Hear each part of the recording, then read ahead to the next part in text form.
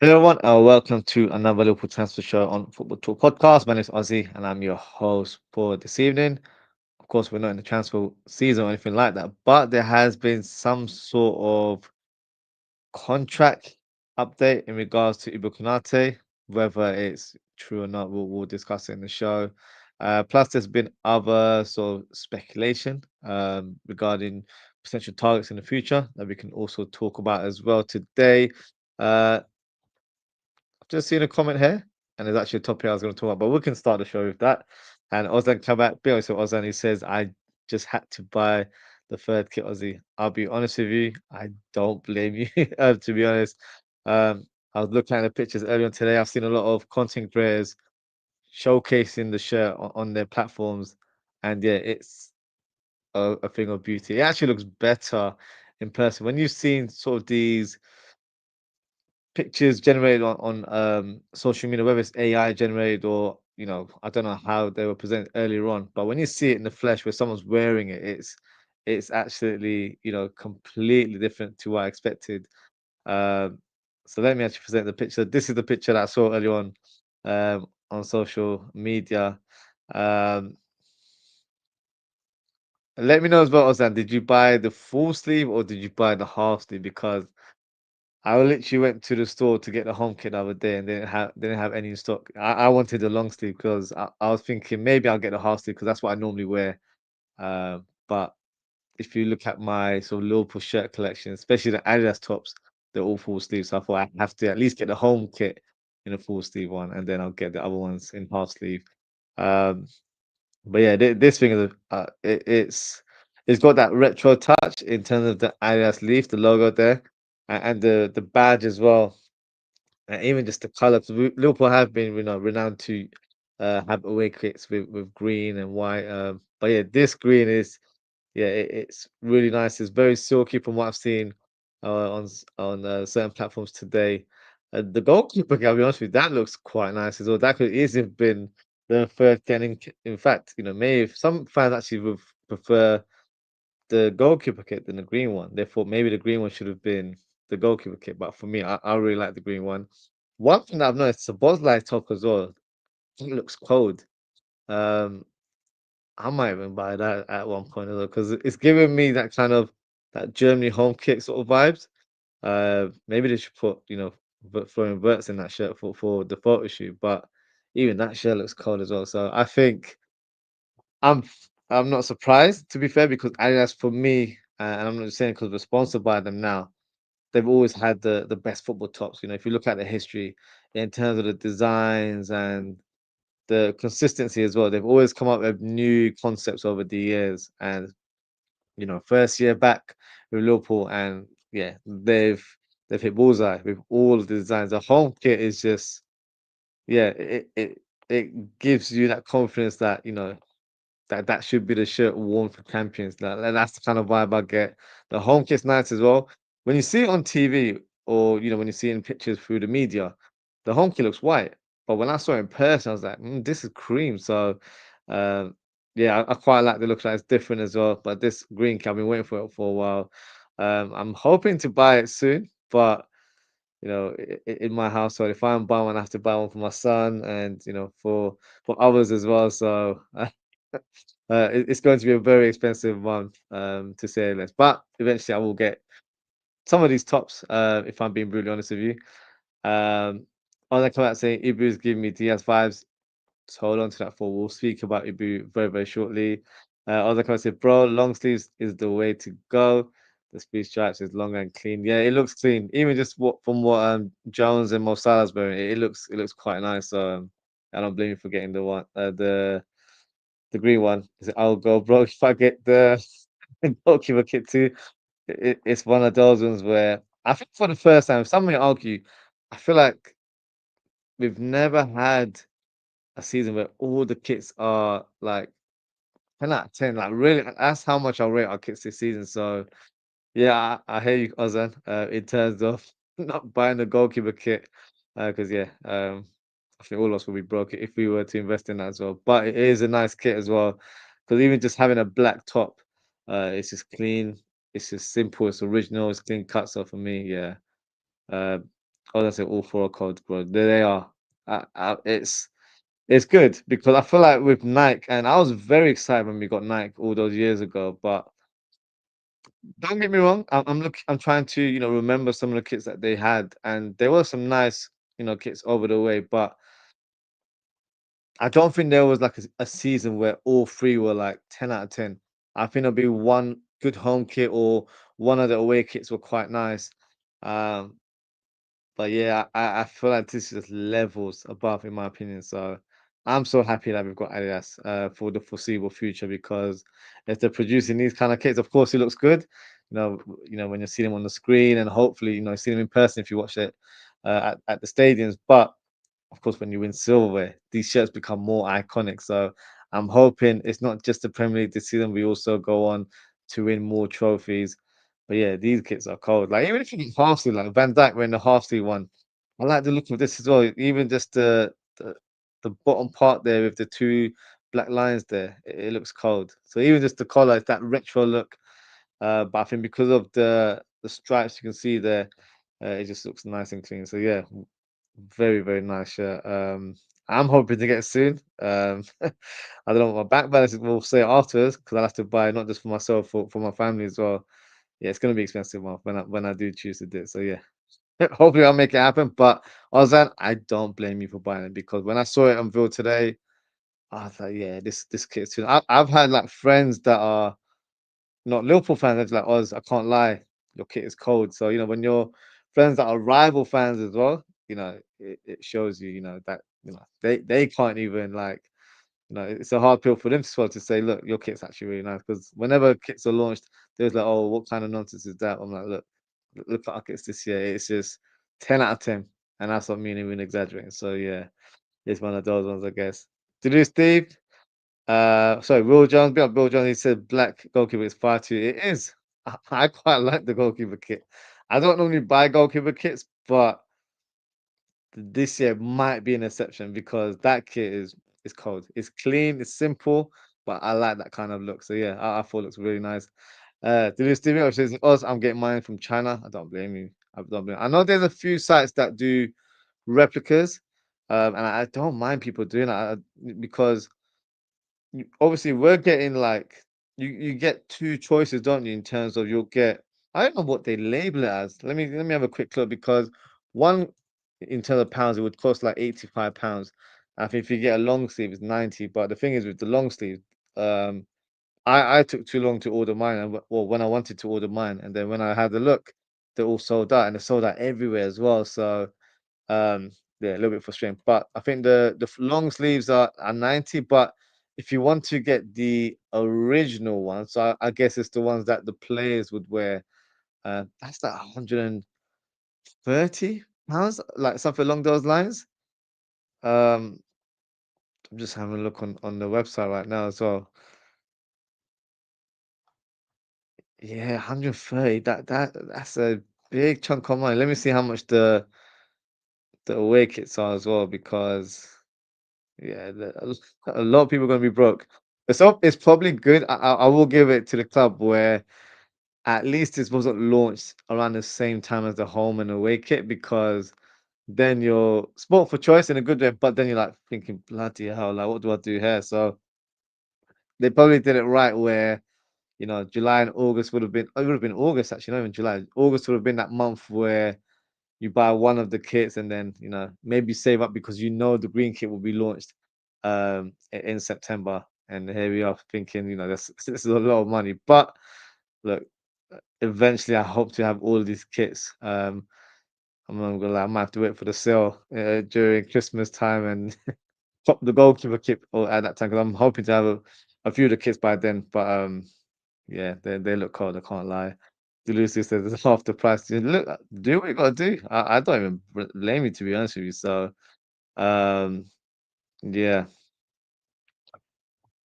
Okay, I've just got a comment here from the Pitchy Mood. So it said, this is one more proof why City was corrupt and predicted and win what they win. Boris Johnson secretly lobbied UAE through Mubarak and Messi for $1 billion private venture leak suggests bloody hell.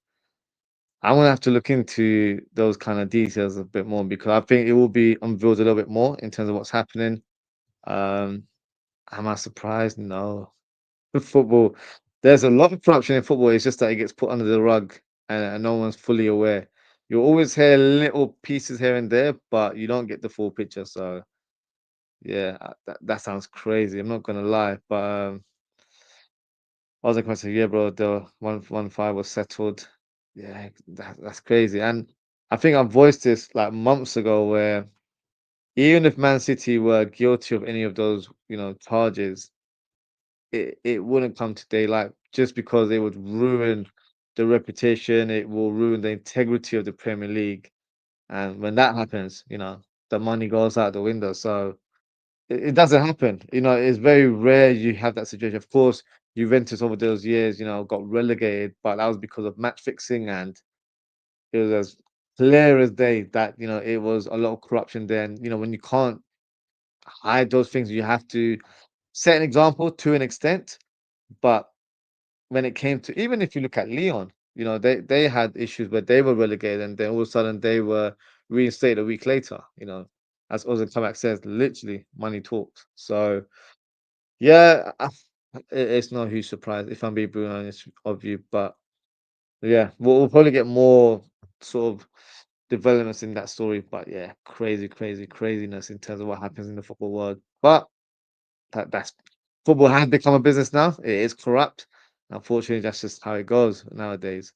So let's start with the Ibu news because that's been breaking.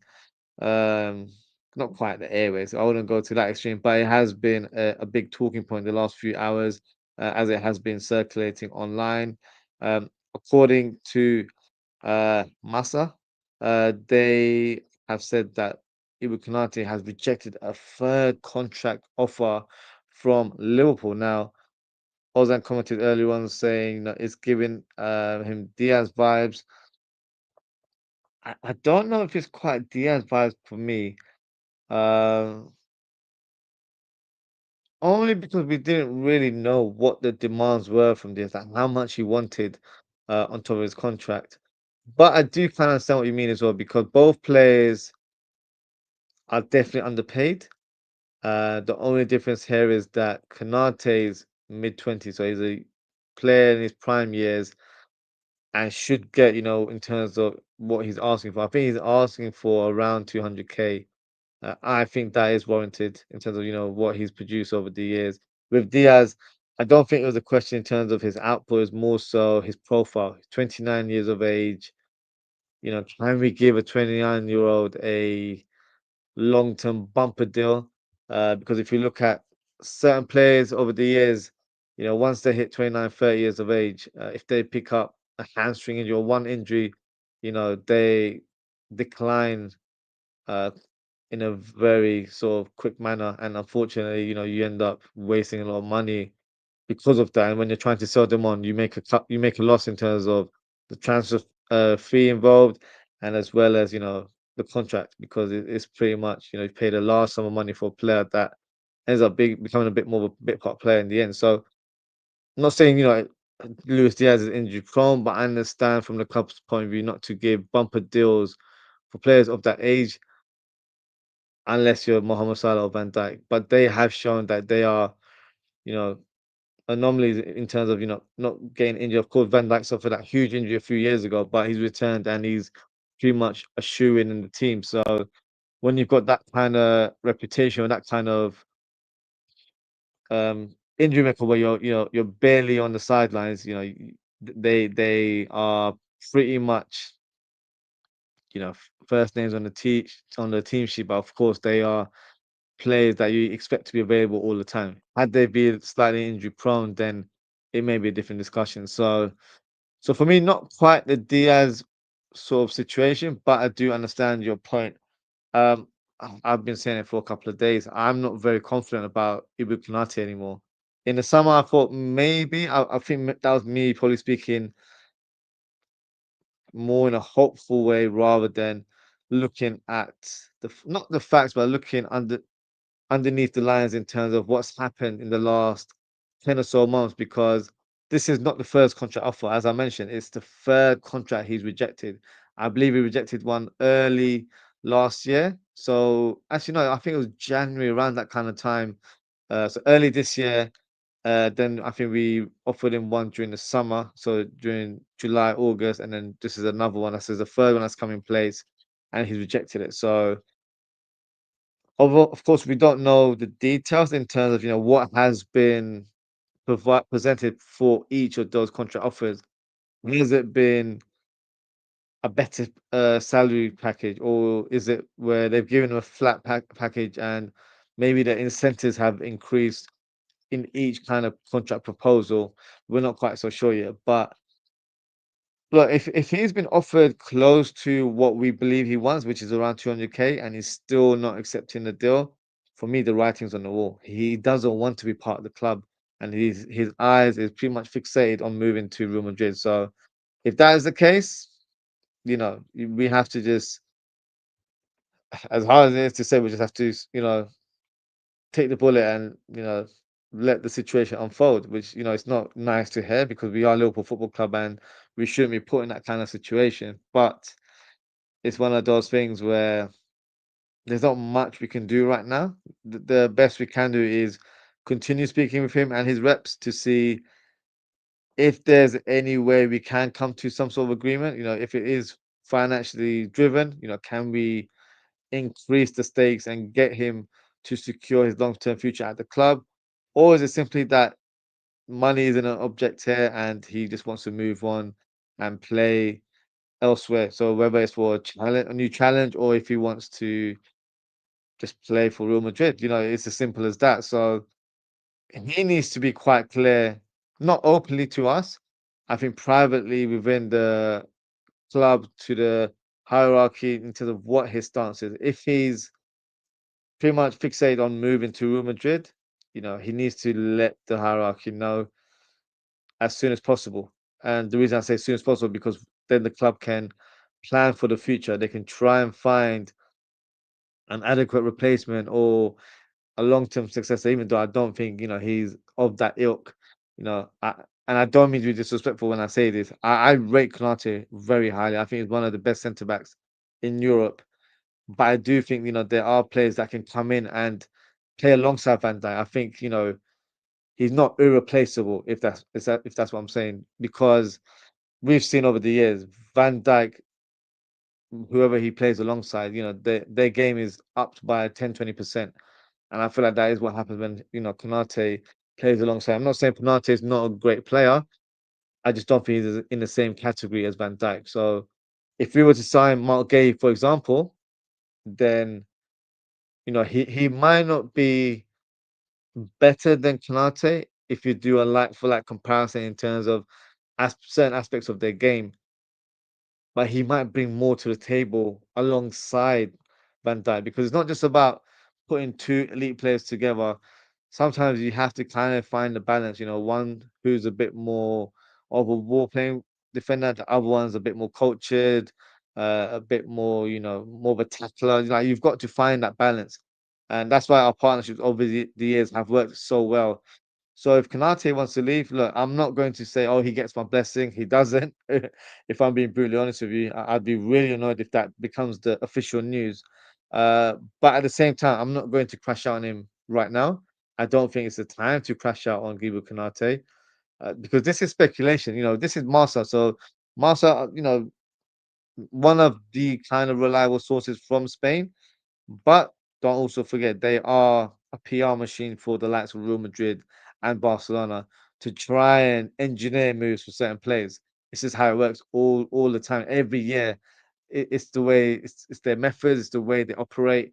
So it shouldn't be a surprise in terms of these global tactics that they've already done. So for me, I feel like if it is where it's Real Madrid for him now, we have to try and identify who's the next guy that comes in. For me, it has to be someone of experience. So it has to be Mark Gahey, but then is Mark Gahey enough? Because then if let's say Mark Gahey does replace Konate, and then he got Konate goes on a free, and then we get Mark Gahey on a free next summer. So it'll be Van Dijk, Gahey, Leone. and then Joe Gomez. For me, that's fine in terms of, four centre backs there. But with Joe Gomez's injury issues, I feel like it would be ideal to have a fifth one. But sometimes you can't really have five centre backs in this team. I feel like the fifth one has to be like a versatile player. So that's why I would prefer where if Joe Gomez does stay for another year after this season, then he's labeled as the fifth choice, which is what I've been saying, for the last few months. And then we get a fourth choice one. Then you have Leone, you have Mark Gay, and then you have Van Dijk. Then you have a lot of stability there. And if you pick one or two injuries, we've got enough cover throughout the season. So that's how I would look at it. Uh, just got a comment here from Tulisi. I hope Leone is the real deal. That's one thing that I'm not losing too much sleep over our current defenders because, firstly, he hasn't played yet for us. So, you know, we have to bide our time and wait and see, how far he is in challenging for a first team spot. From what I've seen, he looks like he is a player of huge potential. Um, Potential might even be a little bit, disingenuous because I think he's a bit more than just potential. Like, if you look at the young defenders all over like someone like Kabasi, I'm not saying he's that level, but he's 18, 19 years of age as well. So, if he's that kind of age group, he's competing for those type of honors or those type of players in world football. So look, let's see how he does. It could be a thing where Leone plays a few games and we're like, nah, this guy is the real deal. And then we're already thinking of a Van Dijk and a Leone partnership. You can't rule it out just because he's an 18-year-old defender doesn't mean, he's not good enough to start for Liverpool. So you never know. I feel like he's going to showcase his real talent. Whether he's a solidified first teamer in terms of playing alongside Van Dijk, only time will tell. Let's see how he develops. Uh, but I think signing Mark Gay, even if that scenario was the case, you still need a very good third choice defender. And I feel like Mark Gay, could fit that bill. But then again, I feel like Mark Gay did come into Liverpool in January. He'd probably get ahead of Konate based on what we've seen so far this season. So for me, Konate, you know, if his stance is that he wants to leave the club, I need him to give 100% for this season. He needs to play his socks off and make sure he leaves the club with silverware. And not just asking for one trophy. I want multiple trophies this season. So you need to give your all if you're going to play for this club for the last year. Play like your life depends on it. That's the kind of level of determination and you know motivation you should have to succeed for your current team and then move on to wherever you want to go. Uh, because if his form continues the way it has been right now, that is a huge concern. And if Liverpool's plans were to sign Mark Gahey, it will need to be pulled back. So let's see how this news develops. Do I believe this story? I don't think so. I don't think there was a contract uh, offer to Konate, but even if it was, I don't know if it's been rejected. I think, if a contract may have been, discussed right now, but to have a rejection, because remember, I did a show yesterday where we got the news that he was offered a contract and then 24 hours later it's been rejected. So let's say that is what panned out and that is a reality. He doesn't want to be here. It's as simple as that. So let's see what happens. Some fans might even go out and say, sell him in January. Don't get me wrong, I understand it, but I don't want us to jeopardize our season because of emotions that were keyed off with the guy because he doesn't want to commit to us. Don't want us to weaken our squad because of that kind of emotional thinking right now. So I would rather us keep him for the season, but he has to perform. If he doesn't perform, he gets dropped. It's as simple as that. But then I have a concern.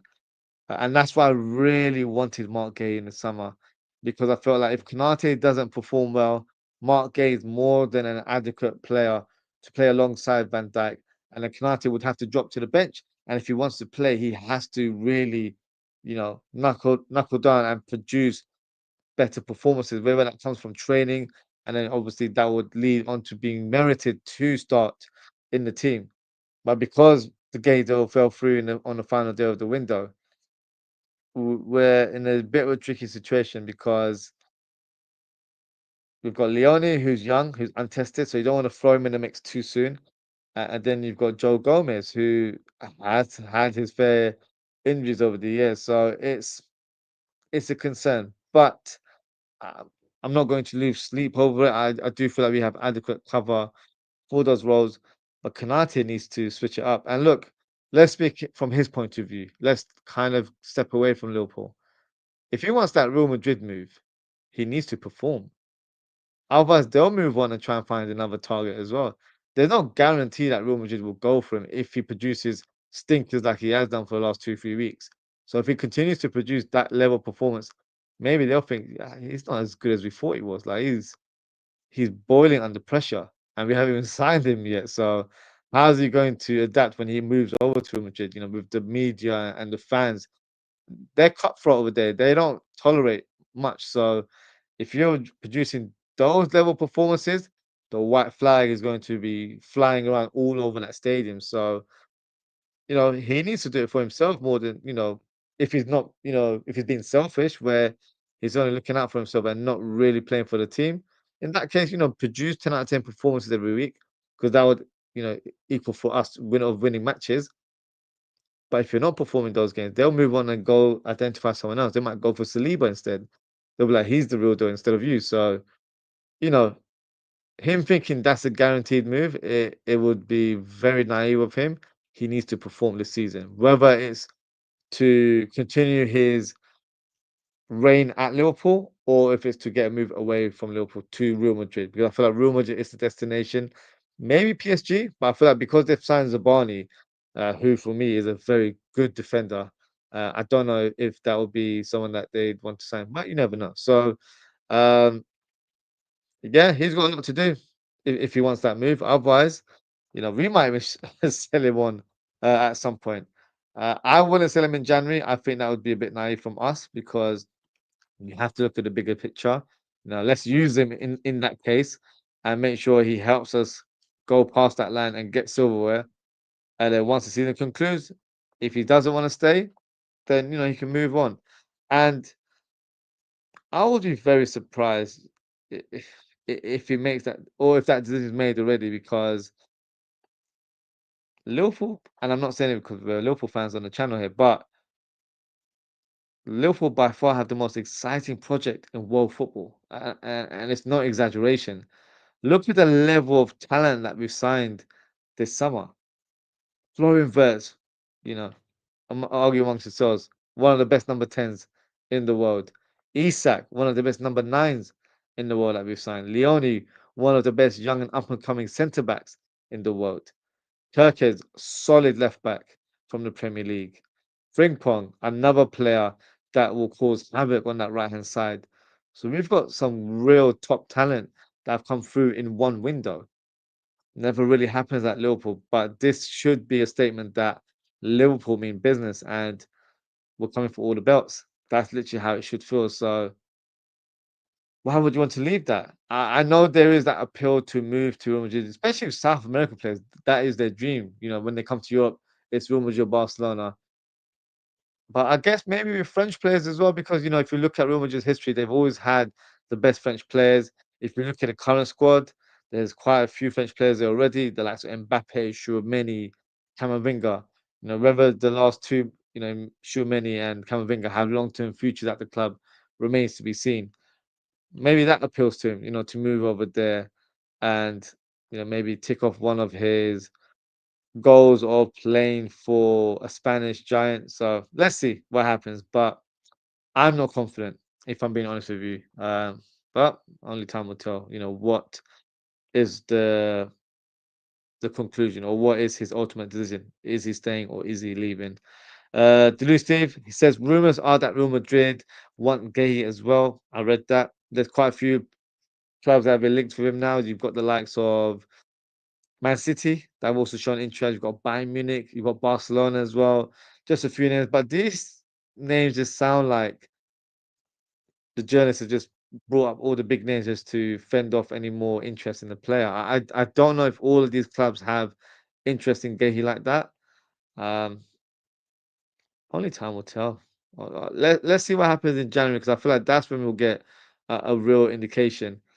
Delusi says four is not enough for competing on all fronts, though. I agree. That's why I wanted five. But I'm just speaking in terms of from now until Jan because even if he's producing stinkers like he is right now, I would still have him in the squad because you need cover for that centre back position. So I've always said five centre back. I've been saying it for months. You know, some fans don't like that kind of concept because like, oh, why would you have five centre backs? The fifth one's always going to be annoyed and whatnot. But if you look at our recent history, we've always had injuries at centre back, whether it's Konate, Gomez, or Matip, all those years ago. So that fifth choice player will always get game time, if that makes sense. So that's why I've said I wanted Gay on top of what we have. If we had signed Mark Gay on the last day, if Steve Parish had cancelled his Pilates class, then we would have had him and we would have five real good options in our team. So that's why, for me personally, I really hope we do go for him again in January and we're just playing poker and trying to make other teams think that we're not going to go for him in the next window, but in reality, we are. I would love for that to happen, but we can't really say with any conviction. My prediction, if you're just asking for my opinion, I think we will go for him in the January window, and I feel like we will add to him. Um, but I wouldn't want to sell Konate at the cost of getting Gehi in January. I don't think that makes sense. I would like to add to the squad rather than sell one and bring one in. I don't want it to be in that way. There's this says if we were Man United only playing domestic football, then yes, yeah, but of course we're challenging for all the honors. As fans, I've said as well. If we had signed Mark Gay, I would have said quad straight because that's five centre backs we've got there. We've got adequate cover, in midfield and up top as well. I'm still thinking that we can challenge for all those cups, but for me, it's not saying with chess because I need to see how the team evolves because we have shown some frailties in our defending, so that needs to improve for me going forward. This is if what if Ibu keeps dropping stinkers until Jan? That's my concern. Um, then we have to go for Mark Gay. There's no way that the club can't go for him. Uh, Whether it's from a pride point of view where they're like, "Oh, you messed us around, we're just gonna get him on a free." I hope that is not the point of view from the the Liverpool hierarchy because that shouldn't be the case. They need to think with a more of a measured approach and think, look, the deal got messed up because of a certain person going for a Pilates lesson. So because of that, let's revisit in the next window. The player wants to come, which has been an indication. Um, but we'll just have to offer them a bit less, whether it's 10, 15 million. I would go for 10 million. I don't think they deserve more than that, to be honest with you. But some may say, we could bid maybe 15, 20. 20 is the max. And I think we're doing too much. I would say 10 million. And then Mark Gay should be a Liverpool player. He's already done the medical. Everything was completed. We'll speak about Mark Gay a bit more later in the show. But yeah, he should have been a Liverpool player. But only time will tell if that becomes a reality because, clubs do change their approaches or, shift on other targets. So yeah, let's see what happens. Dara, big up Dara. He says get rid of him. He's overrated anyway. I wouldn't quite say he's overrated. I quite like him. I think he's a solid defender. I think he's one of the best in Europe. I don't think there's a lot of defenders that are at that very high level, in my opinion. Um, but at the same time, I wouldn't regard him as irreplaceable. I feel like you can easily find, not easily, but you can find someone like a Mark Gay who can come in and hit the ground running straight away. And then you do probably see a better output because I think Gay is a better ball playing defender than Konate. Of course, Konate is bigger, a bit more dominant in the air, but Gay makes up with that with his positional sense, but also ball playing ability as well. So there's other ways around. There's other solutions. Um, so yeah, let's see what happens with Konate. It's very unclear. Uh, but yeah, let me know in the comments what you think. Should we sell him? Should we um, keep him on until the end of the season? If he is playing at this kind of level, because with Trent, you know, I'm not going to give him credit, but he predominantly played quite consistent last season, and he already knew he was going to leave. So he had a strong will or a stronger sort of mind frame to just play football because he knew he was going to move to Madrid at some point. With Konate, if that is the way he is right now, where he knows he's going to Madrid, but he's got one eye there and he's not focused with Liverpool, then it's a problem. He has to get dropped. So let's see. It could be a thing where we could sell him in January, but I don't know. I feel like that's too much to do at this stage. Dara says engaged, less injury prone, makes few mistakes and scores more goals. The goals element I'm not too fussed about, but yeah, makes few mistakes. I think Gay is a very solid defender, so that's only because I think with Konate, the errors that he's produced over the years is down to other teams really pressing up on him, and him not having the movement to get out of danger, whereas he can't just ping balls around. And with Gay, I think he's better on the ball. He's better with releasing the ball, better distribution. So that's why he produces less mistakes. Um, and then you put one, yeah, Konate, to be fair, kept fit most of last season. Um, but yeah, I get your point. I just wouldn't sell him. I'd rather keep Konate for the rest of the season, whatever his situation is. Add Mark Gay in January, and hopefully that gives us a proper charge to win all the titles this season. That's the way I'm looking at it. Deleuze Steve says business is business, and we are in the trophy winning business odds. Yeah, business is business, but that's why I wouldn't sell Konate because I'm thinking of it from a footballing and business point of view. Now I get in terms of if if he's stinky for the next few months, maybe we should just sell and then get Mark Gay. But then I would, if I'm being honest with you, if that is the case, then Liverpool got to sign two defenders in January. I'm not even kidding. If that is the case, if that's how Liverpool want to do it, where they've had enough, then buy two defenders in Jan. That's what I want to see, and I'll be happy with that. I think it happy in terms of eradicating someone that's producing stinky performances like Konate has. But I would still be concerned about that because that's two new defenders in your squad that come in. Um, Mark Gay, you would expect, would settle in a bit more quicker, but different dynamics at different clubs. So he will still take a bit of time to get used to the way we play. And then that second defender, who knows who that would be? I'd probably say go for Diomande. I think he would be an adequate replacement for Konate. And then you just have Mark Gay, who just becomes the Van Dijk partner in the short term, but then could be the long term successor in the future as well. So if that's the case, I want two centre backs in January, and then we sell Konate. I'd rather us do that, and then you pretty much secured any centre back signings, and then next summer we focus on signing a centre midfielder and maybe a left winger, depending on how Rio develops. But yeah, let's see what happens. A lot has to kind of unfold before we get to that stage, just because of the season. We've just played 3 games. Plantes had a poor start, but I expect him to get better as the games go on, and we'll kind of assess the situation more in December, just before the window opens in January.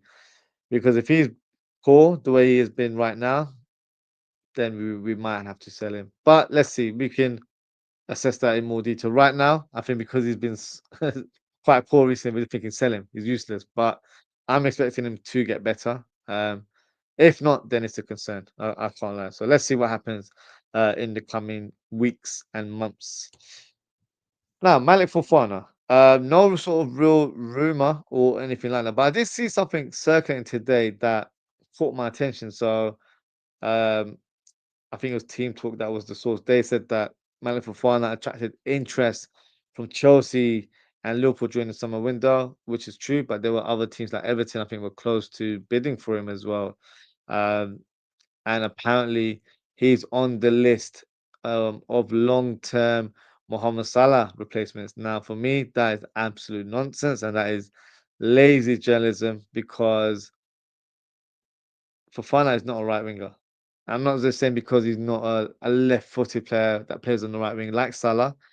He doesn't play right wing at all. Like he has played that is a position that he can play, but is not his position. Just like when we had Luis Diaz, we all knew he was a left winger. If we need him because Salah's not available, then we can play him on the right.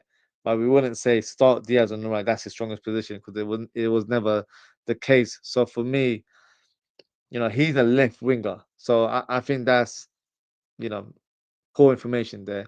But I wouldn't doubt that he's not a potential target for the left wing position in the future because he could be. He could be a player that the club would look at. If Rio's,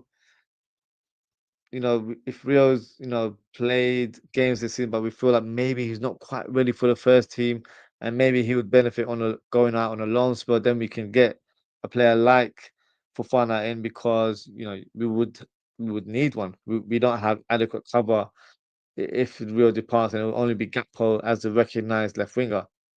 So for me, the right wing thing is complete nonsense. That is not a right wing target for us. He's more of the versatile forward target that I think Liverpool were trying to sign. Um, but I'm very intrigued to see how he does. So I'm going to keep a close eye in terms of how he performs for Lyon this season. And look, if he ups his game and really delivers in terms of G&A, then he could be a potential target uh, next season. Quality player, so I guess Dara rates Malick Fofana. Let's move on to Michael Olise. Now, a couple of days ago, I mentioned that Liverpool have earmarked Michael Olise as Mohamed Salah's long-term successor, and I am fully on board when it comes to that because for me, I don't even see anyone else as an adequate replacement. For me, it's Michael Olise or no one. That's the way I'm seeing it because he is on a different level, in my opinion. But today, there's been some sort of development coming from German sources that the German club are ready to offer Michael Olise a new contract, uh, which could change the whole scenario here.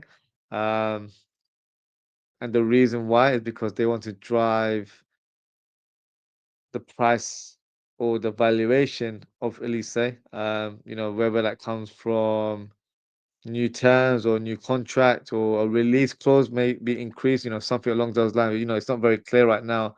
But they want to be in the driver's seat during any negotiations with any club that want to sign Elise in the future. Um, Currently, I think next summer the fee is it's not official, but I've heard it's around 80 million euros in terms of his release clause. But if he was to sign a new contract, they could definitely maybe get rid of that release clause or they increase it. And then it puts Liverpool in a bit of a pickle because negotiations will become a bit harder to conclude. So, my thoughts from their point of view, I get it because they have to protect their prized asset. But from Michael Elise's point of view, he might not be completely happy with that because that was the term that was originally agreed when he first moved there. I don't see Michael Olise wanting to retire in Germany, and he probably has aspiration of moving to a Premier League club in the near future. So he might not be fully on board to sign a new contract because he's thinking if that happens, then he might reduce the chances of a potential club trying to sign him. Um, so let's see what happens. I really hope that this doesn't happen because it then becomes a bit more trickier. Um, we'll probably have to break another British transfer record if we were to try and to sign him if he was on a new contract because then have an extension and yeah, it'd become a very expensive deal to finalize. So for me, I hope this is just paper talk because I've rated Olise very, very highly. I've rated him for a number of years. I remember seeing him play for Reading, and I thought this is a talented player. And just watching, championship highlights here and there, and then he signed for Palace, and then Palace, I think, it was a bit slow on the mark because I think he picked up a few injuries. But once he found his foot and then was in the first team, yeah, he showed his real quality. And the last season before he left to join Bayern Munich, he was lethal under Oliver Glasner. He saved them on numerous occasions, scoring a lot of solo goals, but scoring these sort of finesse shots right in the top bins in a very effortless manner. So for me, he's so young. He's like 24 years of age, so he has the water that's at his feet, in my opinion. And Tara says, "Get Yamal." I wish we could get Yamal, but that's not going to happen. So you have to find the next big thing or the alternative. And for me, it's Olise. I feel like a lot of fans might not agree with that, but show me a better right winger than Olise outside of Yamal. For me, he is that guy. Um, and everyone will see in the Champions League because he's been banging the goals. In terms of his ratio, he's been scoring so many goals for Bayern Munich over the last season or so. So for me, he has to be regarded as the number one target when it comes to um, becoming Salah's long-term successor. And I hope that we do find that player next year. So then whoever it is, so hopefully it is Elise, he'll come into the squad and learn from Salah. And I feel like it will make him a better player when he's the guy when Salah eventually leaves. So whether Salah leaves in a couple of years' time or not remains to be seen. Um, but you have to look at the future and see, who's out there. So yeah, let's see what happens. Uh, Darcy, there isn't one. I think that's in regards to an alternative to Yamal. For me, it's Elise. You have to find an alternative. So you can't be like, no, we can't get anyone because there's no alternative. You have to find another solution. So for me, Elise would be the best solution for that right wing position. Um, Federico Chiesa. So I mentioned in a couple of shows that Besiktas were very much interested in signing the player on loan. I think that news has kind of fizzled out because Liverpool haven't really entertained it. And right now, the current news is that Liverpool will not encourage any interest from Besiktas, despite leaving him out of the Champions League squad. The transfer window for Turkey closes in a couple of days' time. It closes on the 12th, which is Friday. So who knows what happens in the next 48 hours. But from Chiesa's point of view, I would be real peed off if you know there is interest and he's not been informed because you have to let the player decide now. You've disrespected him, in my opinion. The preseason one, I think that was basically he picked up a knock against Stoke City, so that's why he didn't fly over to Asia. But he still could have gone. It didn't seem like it was a big injury, but obviously we don't know the details. But on paper, he was omitted from the preseason squad, and now he's been omitted from the Champions League squad. Now, that doesn't bode well with me because I'm not saying he would have been persuaded to stay, because I feel like it came more from him that he wants to stay. He wants to help the team, and he wants to challenge for a position. And then I also was like, all right, fine, let's do that. So if that's the case, why not give him a chance? Why not, put him in the squad and use him as a viable option? You can't go wrong with Chiesa, a player with real pedigree and a player of real experience as well at the highest level. Winning trophies for his national teams and his previous clubs in Juventus and Fiorentina. Like he's a player that's won silverware of the years. So for me, I'm quite disappointed that Liverpool haven't included him in the squad. And look, if Arsenal didn't favour the player, just let him go. Why did we keep him then? It makes no sense to keep a player where you don't really have a vision for him or an idea of using him this season. You've just wasted a spot in the squad. He could have been loaned out or sold in the summer window, and maybe we could have got like a Fofana or someone of that ilk that could have helped us going forward. So yeah, I'm not appreciating in terms of him not being selected. Um, but whether he moves over to Besiktas, who knows? I wouldn't want to sell him to Besiktas, uh, just like I don't want to sell Konate because it weakens the squad. Right now, we have a complete squad. So if someone leaves, he has to be replaced as well. So if he goes, Yes, Mark Gay would make the most sense to come and replace him, but I feel like we need one more just because of the issues we've had in our defense over the years. So yeah, so that's how I look at it. Uh, Dara says selling Chiesa now would be a mistake as we are limited on both wings. Exactly what I said. Completely agree with you, Dara. That is a big talking point. Not even just both wings. Predominantly, he's played up top for us so far this season. So he's a. Oh, I know we've got Isak now, but he's still an adequate, cover for that role as well. So for me, his versatility is going to be so important for our campaign. So for me, selling him at this stage is not an option. If he wants to move in January, then he'll probably voice that concern or that frustration now, and then Liverpool can plan. Liverpool can find that adequate replacement in January, and then give Chiesa his wish if he feels that he needs to depart, whether it's on loan or permanent basis. That's for the clubs to decide. But not now. Not in the next couple of days. I think that would be a terrible decision from Liverpool. If he does want to move on because he's frustrated and he's annoyed with what's happened, let him go in January. So let's see what happens. But I'm hoping not to hear any news in regards to Chiesa moving to Turkey because I wouldn't be very pleased about that. Um, Dara says at least on the left we have Rio and Bob, Ekitike and Isak can play there. That's true. Um, but then I don't want to put pressure on Rio to be on paper a direct backup for Gakpo.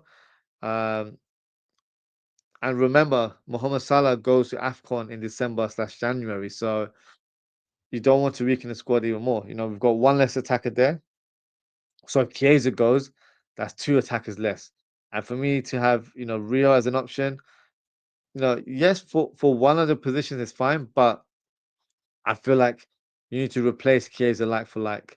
And until Ekitike and Isak playing up there as well. Yeah, but look at it this way. A lot of us fans are suggesting that, Ekitike could play on the left and then Isak is up top, for example. So on paper, you've got Gakpo, Ekitike on the left, and then it would be Isak, but then who's his backup? So for me, it would be Chiesa would be the striker backup in that scenario off the bench. Or Gakpo as well. Gakpo could be an adequate cover for that as role as well.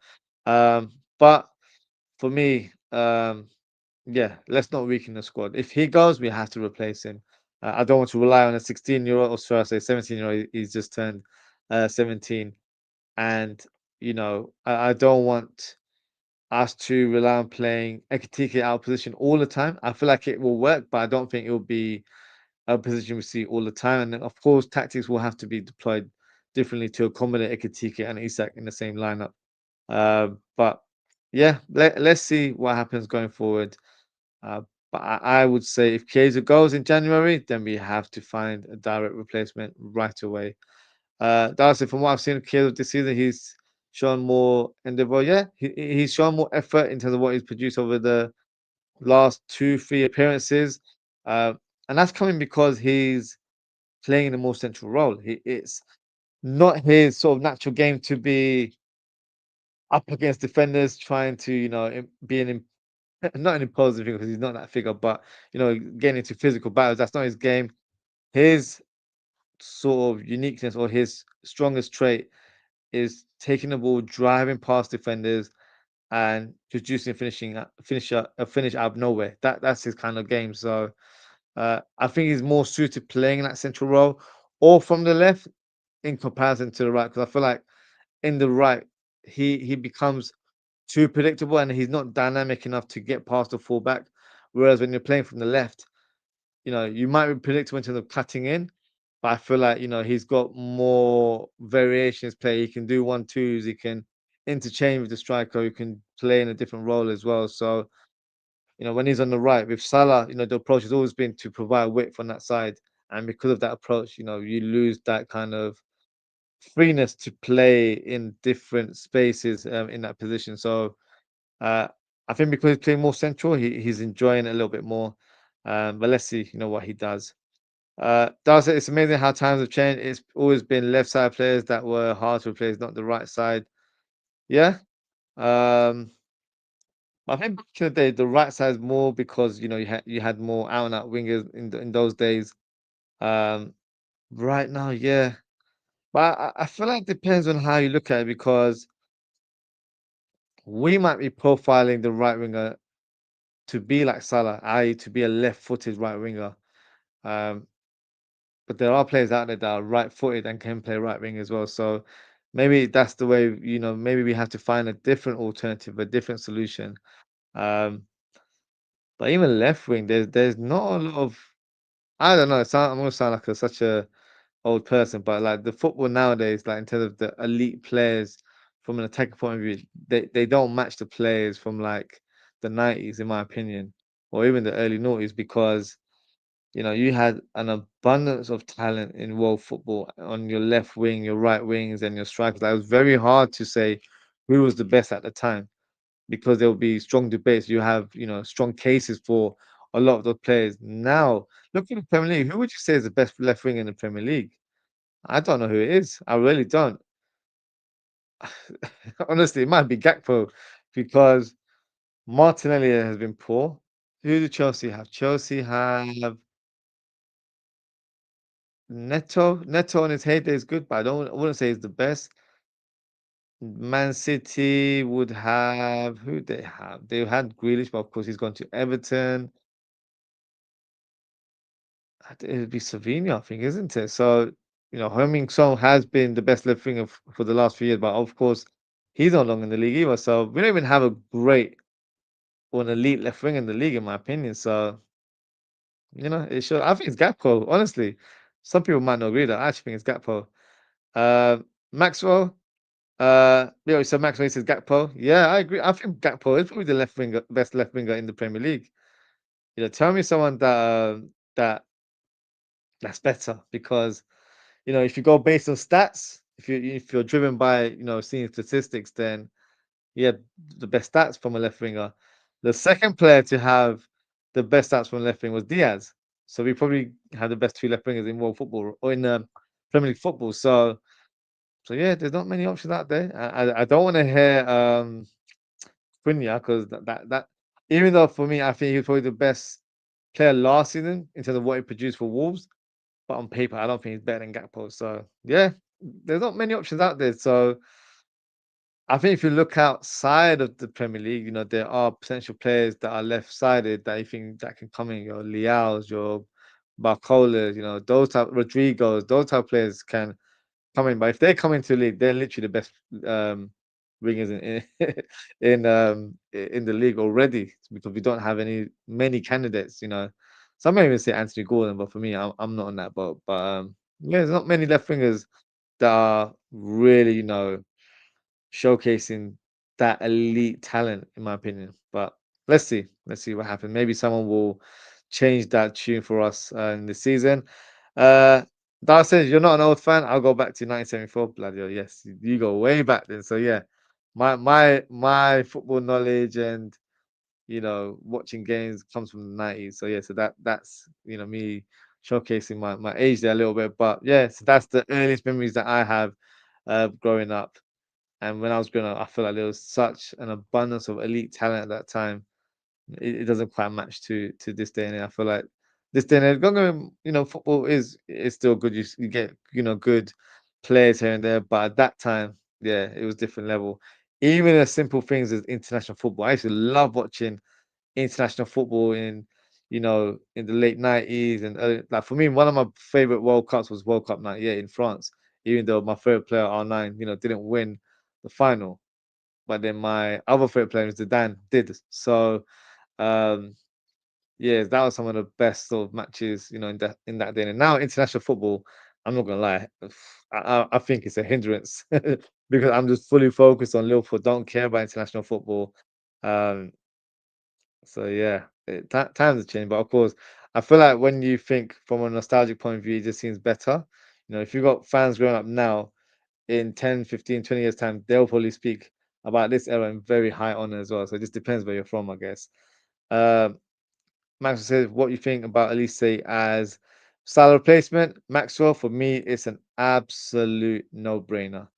So Elise is the only name that I want to see being linked with Liverpool as his replacement.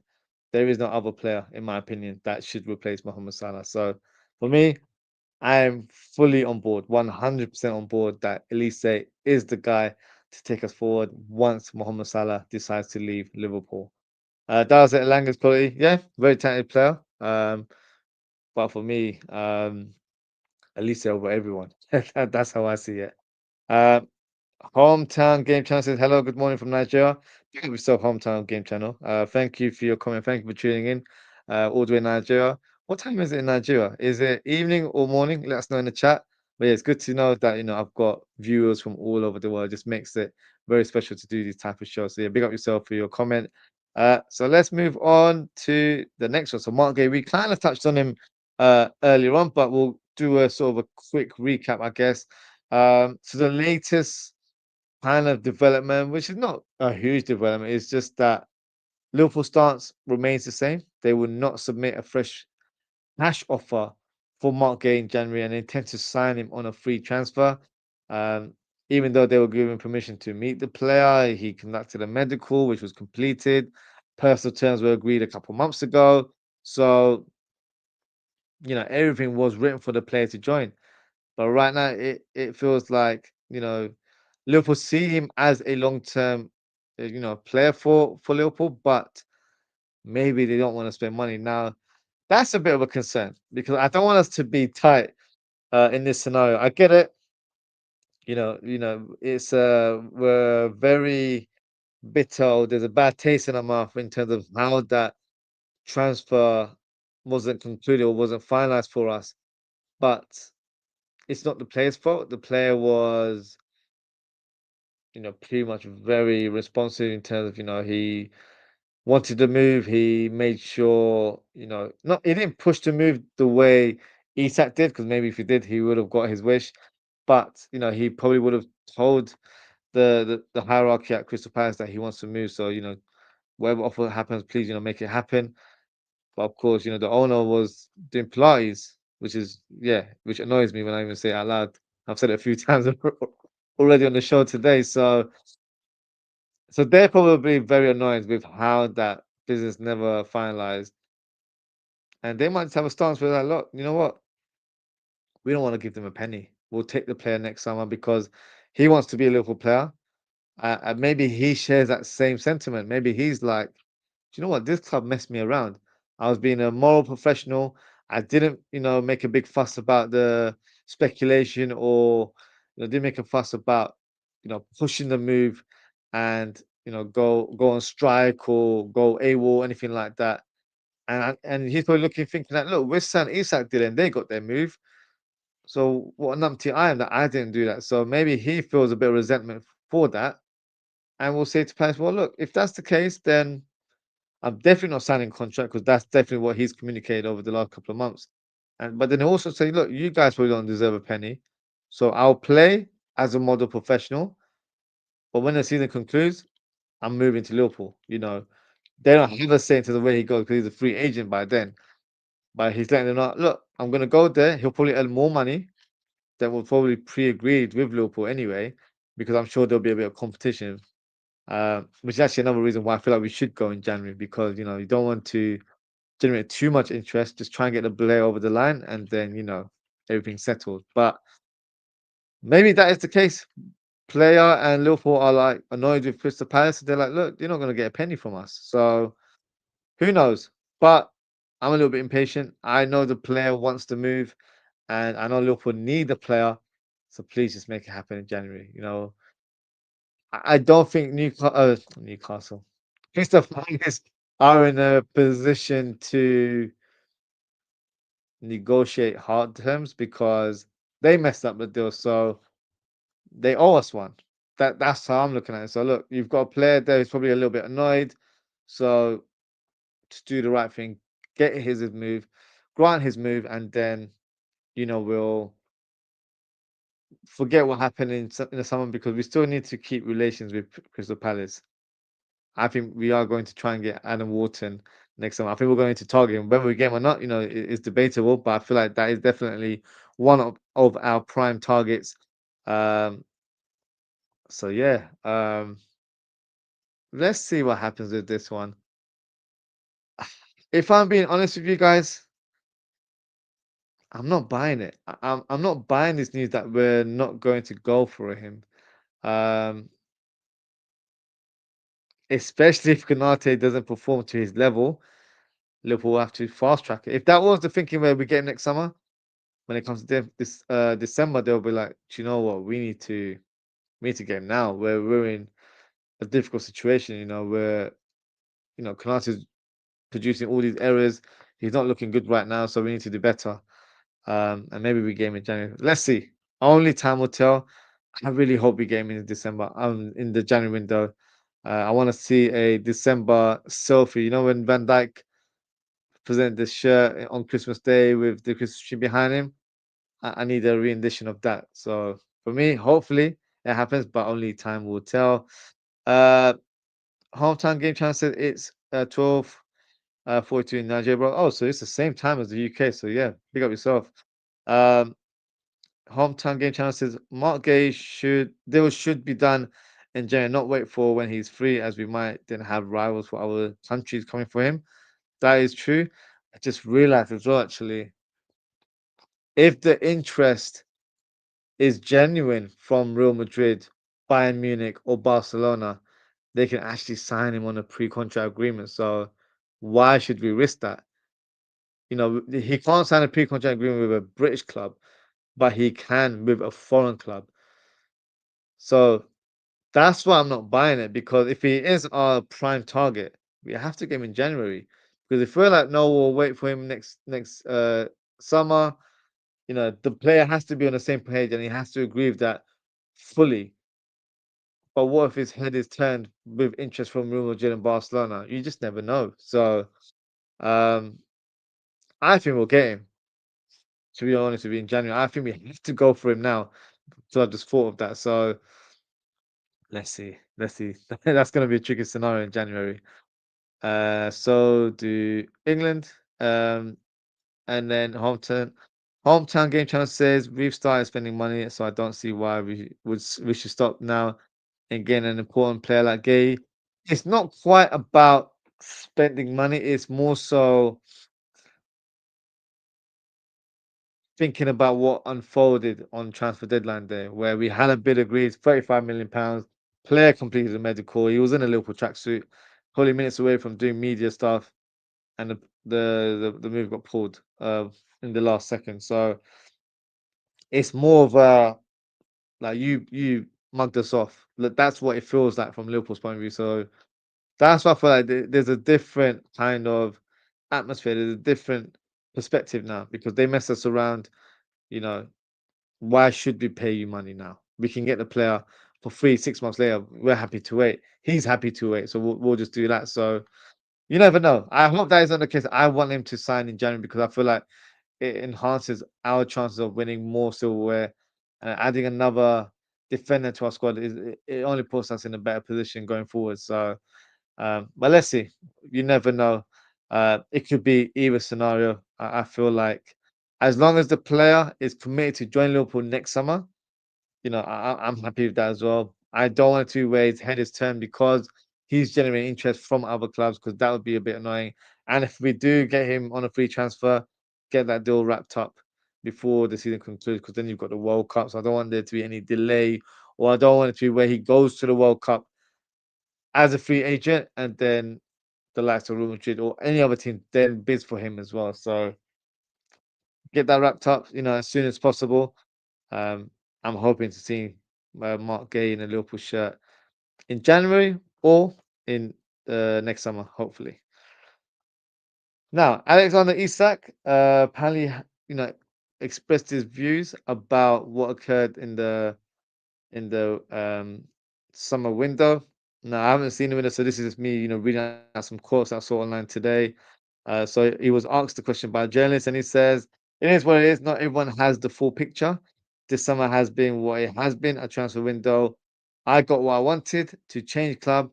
Now I am a Liverpool player. The criticism from Newcastle, that's part of football.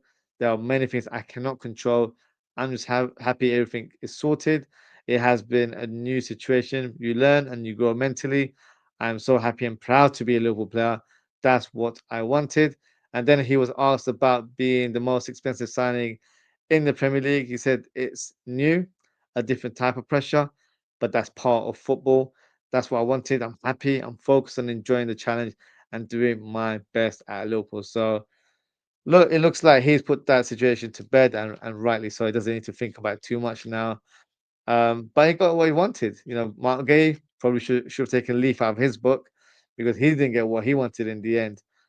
But you know, fans were very quick to tell us Liverpool fans that, oh, you know, good luck with him. You know, he might do that with you in a couple of years' time when he wants to move to Real Madrid, for example.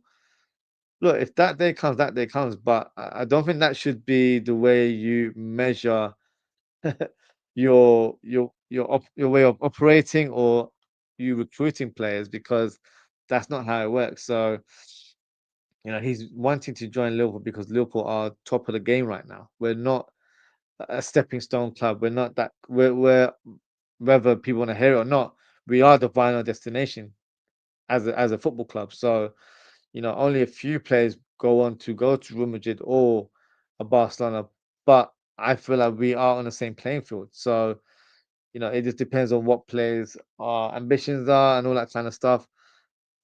But from Isak's point of view, you know, the interview that he did on his unveiling during the sort of the media day that they do, when he was asked about, you know, what do you want to achieve, what do you want to win with the club? He says everything. Like the way he said that as well, I'm like, this guy, he means business. He's got a different aura about him. He's got a different temperament. Um, some will look at as cockiness or arrogance.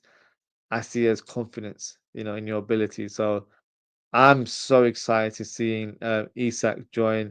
And I watched the video that was released on Liverpool's YouTube channel where they showed you the day when he, you know, he did the medical and the media work and all that stuff. He was so happy when he put on that shirt, the home kit, and he had Isak number 9. He couldn't stop smiling. He was, you know, cheek to cheek, showing teeth. He was ecstatic. And then seeing his family there as well, it made it even nicer of a moment for him. So he's over the moon about joining Liverpool. I think it's always been his aspiration to play for a big club like Liverpool, and he's got his wish, he's got his dream, and you know it's time to crack on and yeah, show the world what you're about. Because for me, he's one of the best strikers in world football. Not just because he's a Liverpool player, it's because you know I've been a fan of his for years, and you know I feel like he's got a lot to his game, and he's a striker that plays with flair, but can you know score your typical tap in, but can score wonder goals as well. So for me, he has anything in his locker to be regarded as one of the best forwards in the world. So yeah, I'm excited. You know, these words, you know, it's good. He's kind of moved on. He's not thinking about what's happened over the last few weeks and months. You know, it's all in the back of his mind. It's time to focus. It's time to get to Liverpool, get to Anfield, and try and you know succeed wearing a Liverpool shirt. So yeah, looking forward to that. Um, Away from transfers and that kind of news, um, Van Dijk was given a major honor a couple of days ago. His former club, Willem, will have named a stand in their youth stadium after him because he came through the academy. So they've named the stand, you know, as you can see in the picture, which is of course a very special moment, a very nice tribute to the the defender. Of course, he's probably one of their most successful youth products. So it's definitely a nice touch because you know it respects you know what he's achieved in his career so far, but it also shows the youth players coming through the club that you know Van Dijk was one of their own as well. So if you guys have aspirations to be like him, it's achievable because Van Dijk had dreams of becoming one of the best, and he has done that. So it becomes more of an inspiring thing to see that when the youth players are playing their football. So a nice touch there for from the club, and of course for Van Dijk as well. But going slightly off topic, um, you know we've heard the news for about the last 12 months that Michael Edwards was hired as CEO of football for FSG because they wanted him to sign another club under their portfolio. Maybe Liverpool should look into investing in William too, and use them as a feeder club. You know, I don't know if everyone's aware, but Isak actually played for this club, and so does Simicas alongside Van Dijk. Of course, Van Dijk was a youth player there, but Simicas and Isak actually played for their first team. So maybe it's the place to unearth hidden gems. So look, Michael Edwards, you can thank me later. I feel like I've just done one of your main tasks of finding a feeder club for FSG. So you're welcome. I hope I can see a check come through the post for presenting this idea today. But look, jokes aside, it's worth looking into. The Eredivisie as a league might not be the destination league for a lot of players, but in terms of developing talents, it's probably one of the best. In terms of our current model at Liverpool, we love to promote youth players.